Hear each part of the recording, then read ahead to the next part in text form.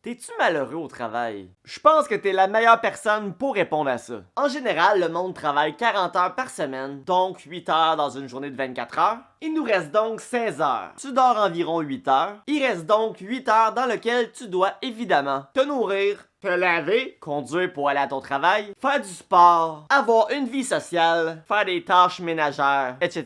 Ça, c'est même sans compter si t'as des enfants à t'occuper. Puis en plus, ce 8 heures-là qui te restent, là, c'est souvent 8 heures que t'es pas super en forme. Parce que tu viens de passer ta journée à travailler! C'est là qu'on réalise que ton travail, c'est vraiment la partie qui prend le plus de place dans ta vie. Ça fait que je pense que c'est clair que ça serait important de ne pas être malheureux au travail. Fait-tu du sens? Fait du sens ce qu'il a dit. En passant, moi c'est Michael Wolf. Si tu veux apprendre plein de choses sur le développement personnel, la séduction et la confiance en soi, ben abonne-toi. Si je t'annonce que la plupart des gens n'aiment pas leur job, là, t'es-tu vraiment étonné? Probablement que non, mais à quel point ils aiment pas leur job? Il y a une différence entre « Ouais, je suis pas tant passionné par ma job » et « Le goût de me tirer à chaque minute je travaille là! » Capable. Donc les niveaux, ça ressemble un peu à je déteste ma job, je n'aime pas tant ma job me laisse un peu indifférent, j'aime un peu ma job, j'adore ma job, oh my gosh, je suis en amour avec ma job. Pis ton but, bien évidemment, ça serait de monter des niveaux supérieurs. Parce que plus t'es dans les niveaux supérieurs, ben mieux tu vas te porter dans la vie en général. Parce que ta job ne vient pas juste t'affecter pendant 8 heures de ta journée.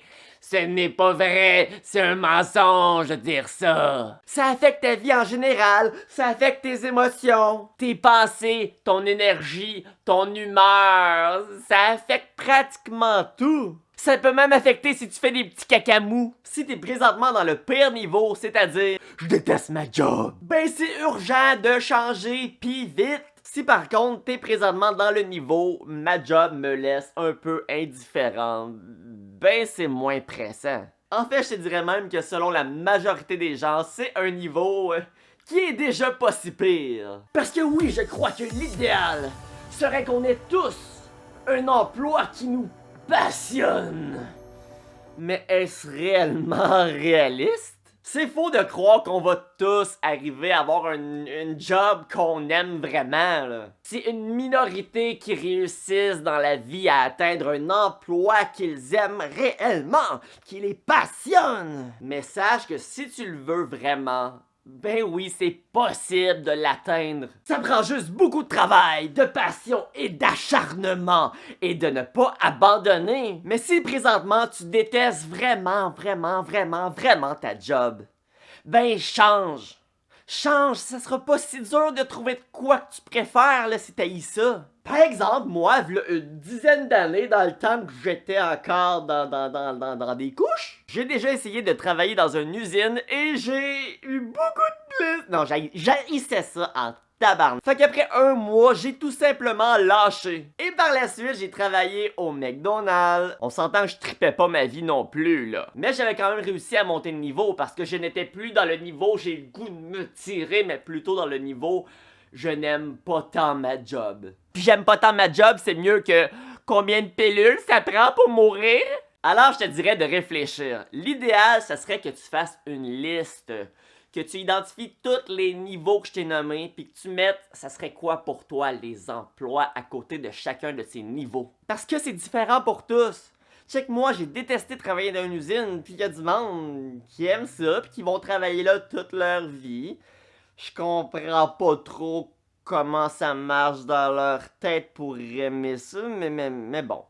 Comme moi, j'aime ça faire des cubes Rubik, puis c'est pas tout le monde qui trippe, là. Puis par la suite, que tu as fait une liste de tous les emplois à côté de chacune des catégories, là, tu peux regarder ce serait quoi qui serait le plus réaliste pour toi. Si par exemple, le travail qui te passionnerait vraiment serait d'être chanteur, si je serais chanteur, une rockstar, je triperais ma vie. Puis que le travail que tu aimerais un peu moins, mais que tu aimerais quand même beaucoup, ça serait d'être prof de mathématiques, là. Ben si tu compares les deux, là, tu te rends compte qu'il y en a un des deux qui est pas mal plus facile à faire. Ben oui, c'est vrai que c'est plus accessible et réalisable d'être un prof de maths que d'être une rockstar. Mais évidemment, si t'es prêt à mettre les efforts, si t'es prêt à prendre les risques, si t'es prêt à travailler et à ne pas abandonner, puis que t'as le talent d'être un chanteur, ben vas-y! C'est ta décision, c'est ta vie, c'est à toi de savoir ce que tu veux en faire. Ça fait comme je te dis, prends le temps de réfléchir et de faire une liste, ça en vaut la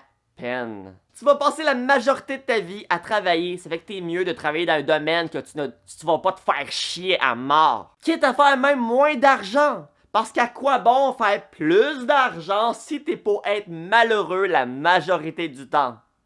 Pense à ça. Alors, es-tu malheureux au travail? C'est à toi de le savoir, c'est à toi de faire les actions pour améliorer la qualité de ta vie. Merci d'avoir écouté jusqu'ici la vidéo. Je t'encourage à aller faire un pouce sur la vidéo, à t'abonner à la chaîne si c'est pas déjà fait et à me laisser un petit commentaire. Ça serait malade. Si tu laisses un commentaire, ça augmente l'algorithme. L'algorithme qui a augmenté, ça m'aide dans mon aventure YouTube. Quand ça m'aide, ça me rend heureux. Tu me rends heureux, je fais d'autres vidéos. Je fais d'autres vidéos, ça te rend heureux. C'est un échange. On se comprend?